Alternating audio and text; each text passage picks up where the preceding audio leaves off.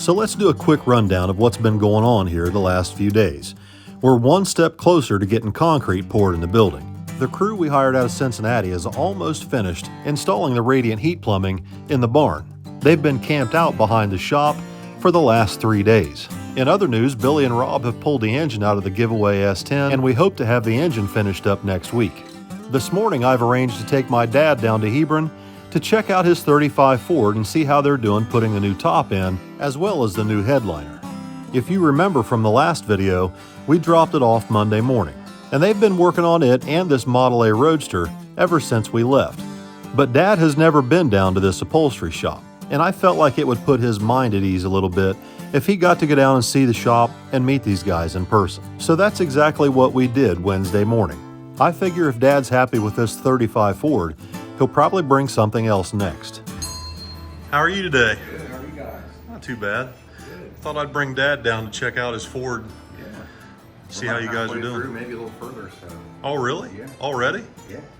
I'm sewing up the headliner right now, and Jamie's tackling the top. He had to step out for a few, but he's got the top ready to go down today, the new tops. Huh. You guys are welcome to come back, take a look. Yeah, let's go check it out. Sure. As you can probably tell in this video, this is a very well organized, very clean upholstery shop, and they do very, very nice work.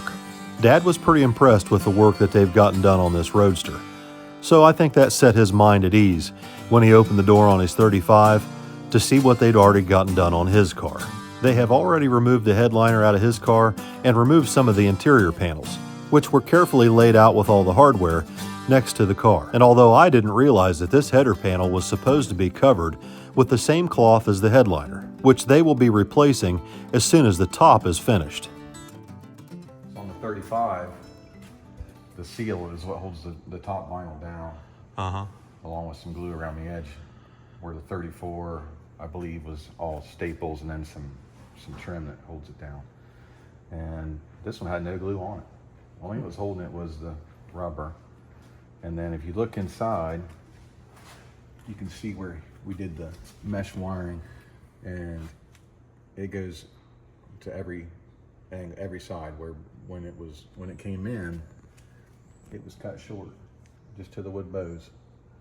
So, and we also put a waterproof fabric on there below it to keep wind from getting up under it, so wind can never hit the back of the vinyl now. So once we're done, and we got the headliner clear out of it, being it was compromised by the chicken wire.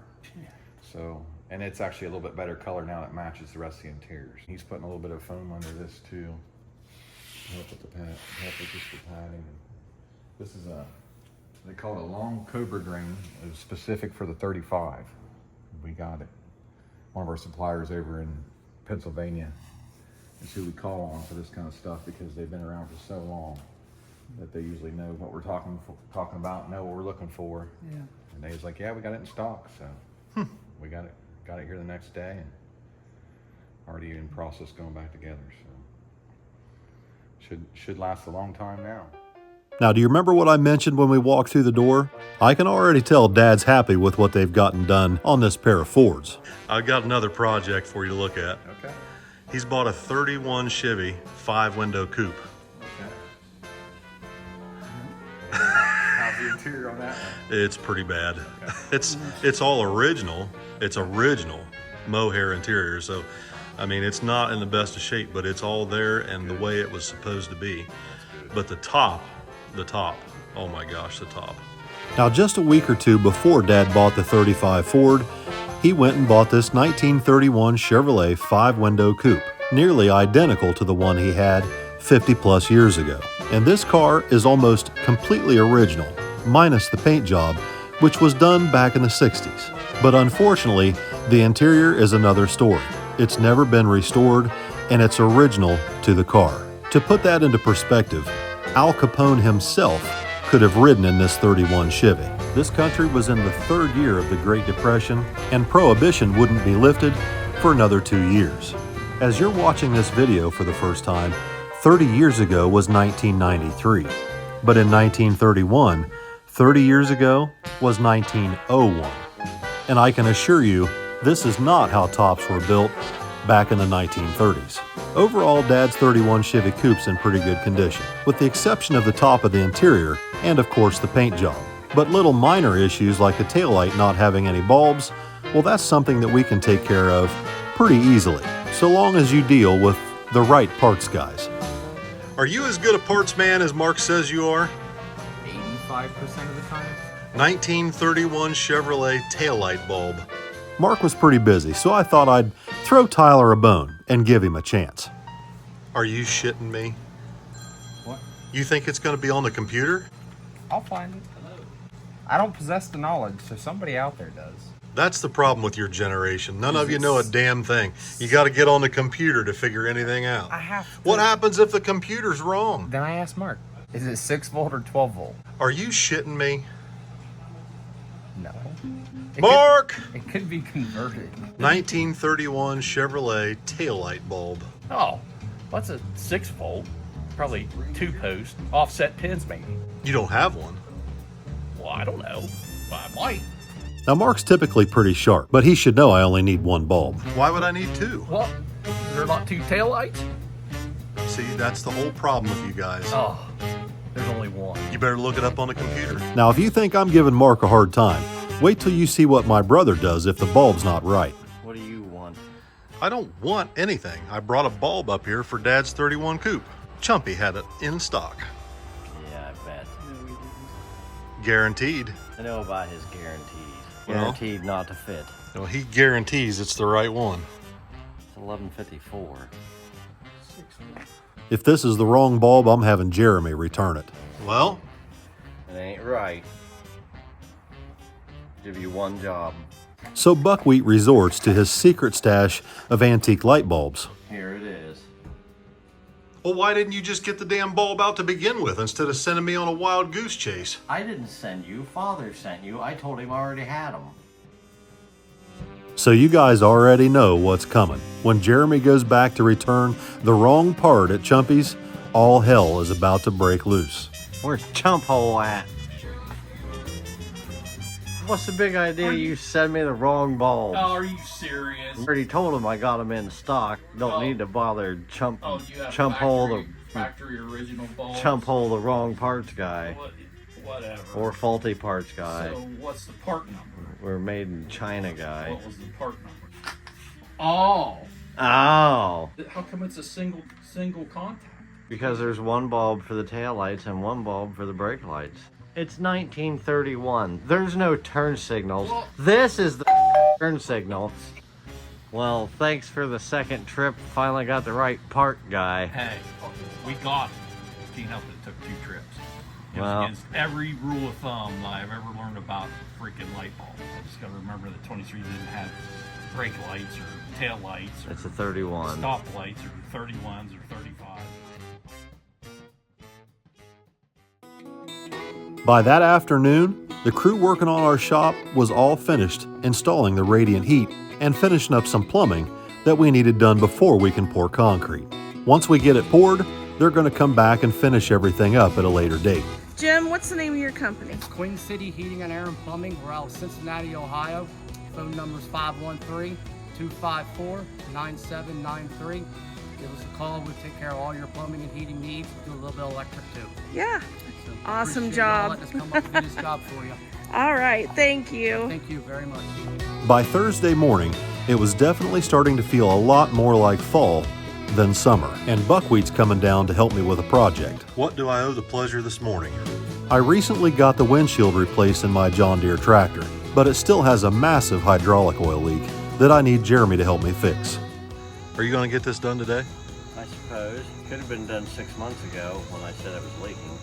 While I've got Buckwheat busy working on my John Deere tractor out in the driveway, Kenny's working on swapping slicks on the Falcon to get it ready for this weekend's race at Dragway 42, while my associate and I are going to make a run down to Logan to pick up methanol for the boys. Once I had June Pup situated with a seat cover and a bowl of water, we hit the road for what seems like our bi-weekly trip down to Logan in the 64. June Pup and I were enjoying our ride until I got a text message from back at the shop. It seems that there's a problem with the Falcon. During the tire swapping process, someone noticed that the ring and pinion in the car seemed a little loose. Now the rear end in the Falcon has always made a little bit of noise, and Tommy has mentioned that it seems to be getting louder. So Robbie went ahead and pulled the diff cover and found shrapnel. So unfortunately buckwheat got pulled off my John Deere tractor project to come in and work on the Falcon. We have to pull the ring and pinion out of this thing and replace it before we can race this weekend. Just about the time that mad thrash got started in the shop, Denny pulled in with his daughter Julie for a ride along today in Billy's S10. If you haven't already watched that video on Street Racing Channel, I suggest you do. It was a really good video for a very good cause. Denny's daughter Julie had an absolute blast riding in that truck and spending the afternoon with us. That was incredible. I mean, words cannot describe the feeling of that thing taking off. My God. No, I didn't know what to expect. I'm like, okay, fast, I know fast. You know, and Dad was like, you don't understand. Did you race it all? I did, yeah. Like, I remember just like screaming, and I just remember like my face just like, and then like putting my hands back, and I mean, it was incredible. So thank you so much for taking me on that ride. You're welcome. Because that was Being willing to do it and film it. Oh, absolutely, yeah. No, I mean, that is so fun and therapeutic and makes you happy. Oh my God. So that brings us to Friday morning, and Jeremy's back this morning to work on the Falcon, and I'm getting ready to head north to go visit my friends up at House of Pearls. All right, guys, so it's Friday morning, and Buckwheat's out here putting the ring and pinion in the Falcon. I have to go up to House of Pearls and pick up an engine. So the deal is we're going to work out a little bit of trade work towards the work on the 55 Chevy. I'm going to take it up here probably the beginning of next month or so.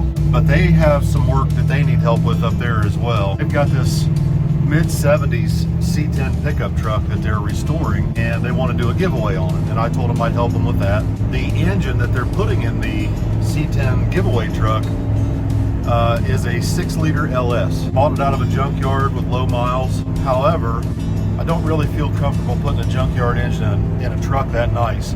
I've been talking to everybody up at House of Pearls about helping them with this C10 project for a couple of months.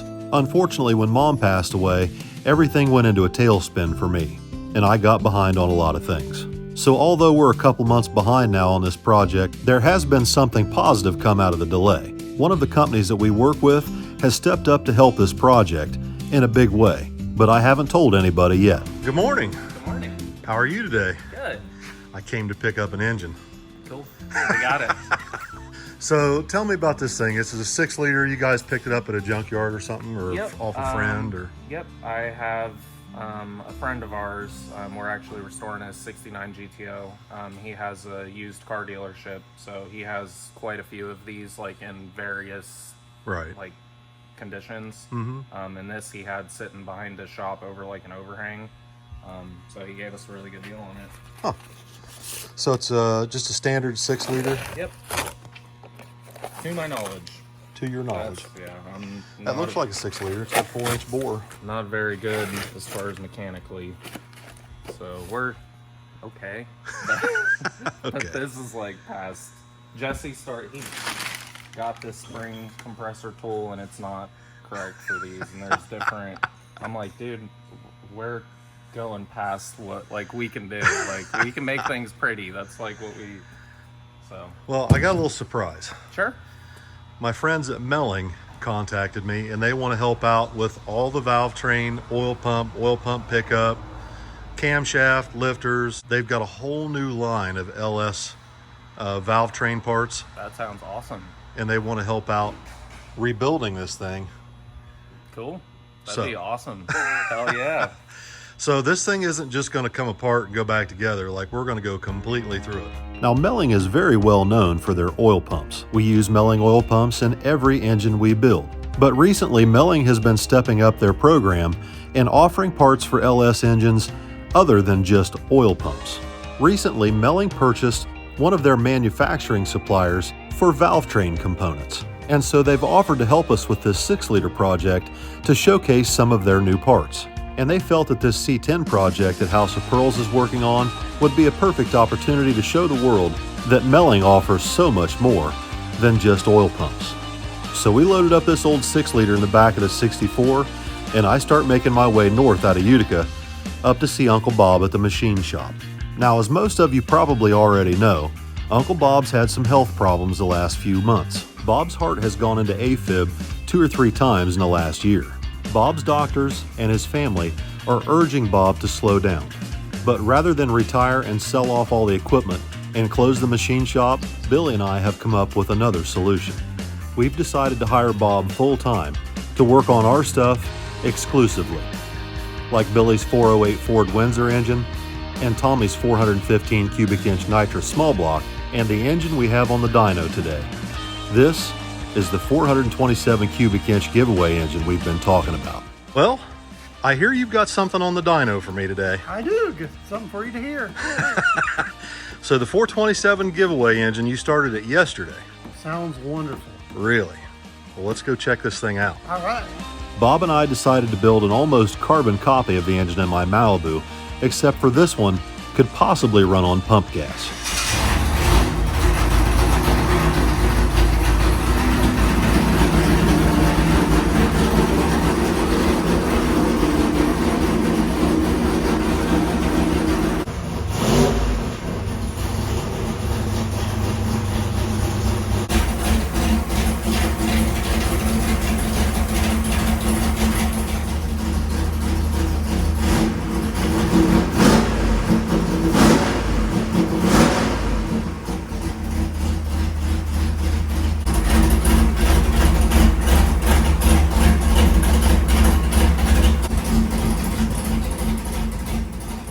Goodness, that thing sounds so good. It sounds almost exactly like Jimmy Dale's 434. It does. It sounds almost it's identical. Hard to believe it's just a hydraulic roller.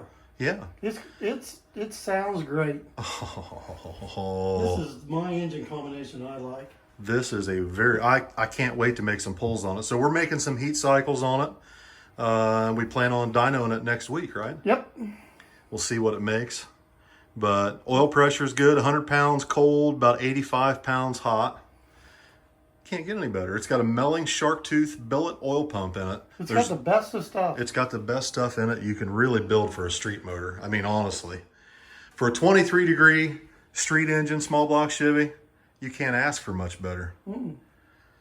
So it's got the same cam, same head, same intake that's on my Malibu.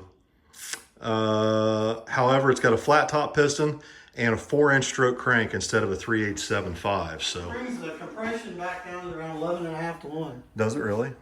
Yeah, because it's got 70 cc combustion chamber head. Yeah, it's so you pretty could probably close to flat top. Only way to get it any lower, we would have had to get a dish piston. Right. And we didn't want to wait on dish pistons, and I don't want to put dish piston in it regardless. But it'd be a great E85 motor. I mean, street motor. I bet you could probably even run it on pump gas if you wanted to. Turn the timing back. Turn the timing back and watch it. Yeah. But, oh my goodness, this is going to make a really nice engine for somebody. So we're going to dyno this thing next week. And I think we're going to set it down in my Nova and just see what it runs. Make some passes on it. Yep. And then we'll start the giveaway. I can't wait. On my way home from Bob's, I got a message from Callus Upholstery. It's all done? It's done. How's it look? Let's take a look. The top on Dad's old 35 Ford looks just as good as I would expect it to, but the headliner and the work they did inside the car is out of this world. It looks really good. Turned out good. Thank you very much. Without going crazy. It looks like 19, like it should. It was a huge relief to Dad and I that somebody would take the time to work us into their schedule like this. I appreciate you working me in. Let's get it home before it gets dark. Let's do that, yeah. While Dad went inside to pay his bill, I fired up the old Ford and backed it outside to let it warm up before we head home. The little flathead Ford fires up pretty easy. All you have to do is pull a choke out about 1/8 of an inch and hit the starter button. There's also a throttle cable on the dash that you can pull out to bump the idle speed up to allow the engine to warm up faster. After a few minutes of sitting out in the parking lot, the Ford was ready to make its drive home. Although I did tell Dad I wanted to make a quick stop in town to top the car off with fuel since the gas gauge doesn't work.